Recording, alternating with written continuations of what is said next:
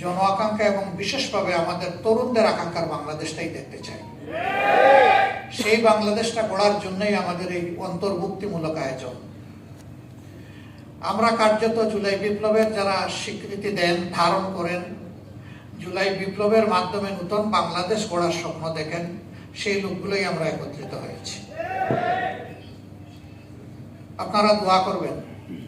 দেশবাসীর কাছে আমাদের অনুরোধ যে আপনারাও পরিবর্তন চান, আর আমরা সেই পরিবর্তন করার দায়িত্ব নিয়ে ময়দানে নেমেছি। কার্যত আপনাদের দেওয়া দায়িত্বই আমরা পালন করার জন্য সামনে এসেছি।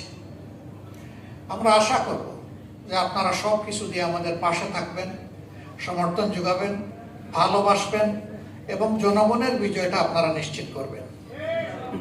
অতীতের মতো কোনো নির্বাচনী ইঞ্জিনিয়ারিং আমরা দেখতে চাই না এবং আসলে আমরা একবারে এটা বরদাস্ত করব না ইনশাআল্লাহ।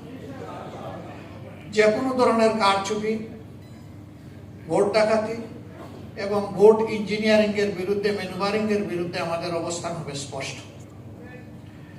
এদেশের যে যুব সমাজ তিনটা নির্বাচনে ভোট দেওয়ার বয়স হওয়া সত্ত্বেও একটা ভোটও দিতে পারল না, আমরা তাদের ভোটটা নিশ্চিত করতে চাই।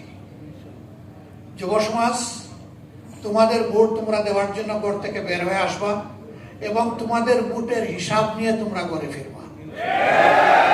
আমরা তোমাদের সাথে থাকবো ইনশাআল্লাহ। আজকে এই প্রত্যাশা, আমাদের যে ঐক্যটি, সেই ঐক্য গঠনে বিভিন্নভাবে অনেকের বিশাল অবদান আছে।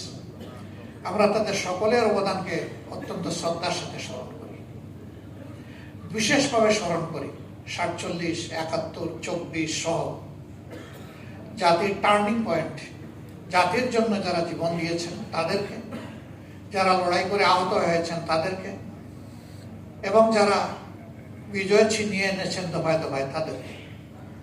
আমরা সকলের প্রতি শ্রদ্ধাশীল, আমরা সকলের প্রতি কৃতজ্ঞ।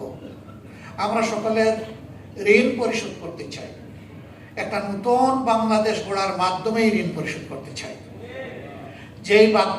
যেই দেশটা হবে আধিপত্যবাদের কবল থেকে মুক্ত, ফ্যাসিবাদের কবল থেকে মুক্ত, এই দুই যন্ত্রণা থেকে মুক্ত একটা নতুন বাংলাদেশ যেন আল্লাহ তাআলা আমাদেরকে দান করেন। আমরা লড়ে যাব ইনশাআল্লাহ, আপনারা আমাদের সাথে থাকবেন। সাংবাদিক বন্ধুগণ, আমাদের এই কথাগুলো আপনারা জাতির কাছে পৌঁছে দেবেন। আপনারা কষ্ট করে এখানে এসেছেন, আমরা সকলের প্রতি শ্রদ্ধা নিবেদন করছি। আজকের এই মুহূর্তে বিশেষভাবে মনে পড়ছে আমাদের বিপ্লবী সহযোদ্ধা হাদির কথা, শরীফ উসমান বিন হাদির কথা। সে ছিল বাংলাদেশের